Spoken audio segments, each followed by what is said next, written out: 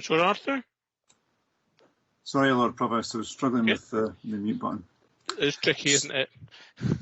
Yeah, it's only one button, but it's a tricky one. Again, I find myself stuck in the middle of quite a divisive debate when really I think this is an issue we should be able to reach agreement on.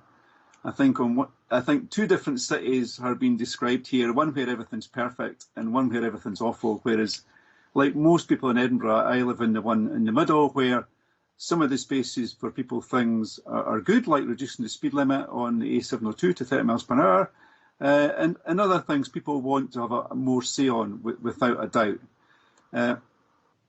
I think what's pretty clear is people do support the Spaces for People initiative, the idea behind it, the philosophy, but where it's failing, as we've heard already, is around implementation and transparency of decision making.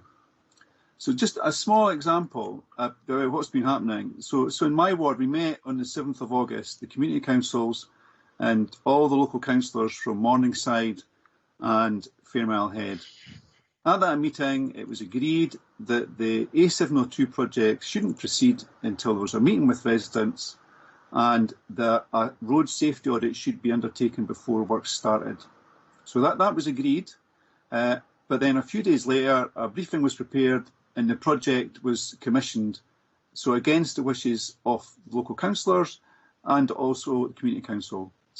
And that wasn't about wrecking it, that was about improving it. It was about engaging with people and making the argument for these schemes and also allowing local residents to have a chance to see how they thought it should be improved. 5 weeks later, national news coverage, we'll have Bob and Pat Cunningham living on Pentland Terrace, elderly couple. Pat has Parkinson's disease, and they're talking about the impact of these changes have had on their lives. The non-trivial impact. So I don't know if that meeting with residents would have changed the design or if it could be improved, but it would have gave them a say and they would have had more warning about the project heading their way. I felt ashamed. I know Bob more than Pat. They've contributed a lot to the local community, and I felt ashamed of the way they've been treated. They're good people. So the policy that we're working within here was set back in May. That was at the time when streets were full of people walking and cycling. Fantastic feel. The weather was better then as well, if I remember rightly. But sadly, I mean, those walkers and cyclists, they've evaporated to some extent. Let's hope they come back. But things have changed on the ground, so I think it's right that we do look at the broad framework this policy sits within. I don't think it's right that we simply restate or reiterate a policy set back in May as being fit for purpose.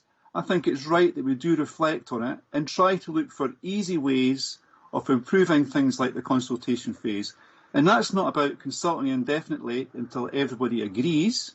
That's just about trying as much as possible to find easy ways of getting views on board and acting on them. Ultimately, I mean, we're all here elected to reflect the views of local people, not to impose our views upon them. And so we have to be very careful. I mean, I noted earlier in the summation of the East Craig's remarks that one of the overriding concerns was that people felt that the democratic process was being undermined. And that's something that we have to take really seriously, both in this context and all others as well. Thank you, Lord Provost.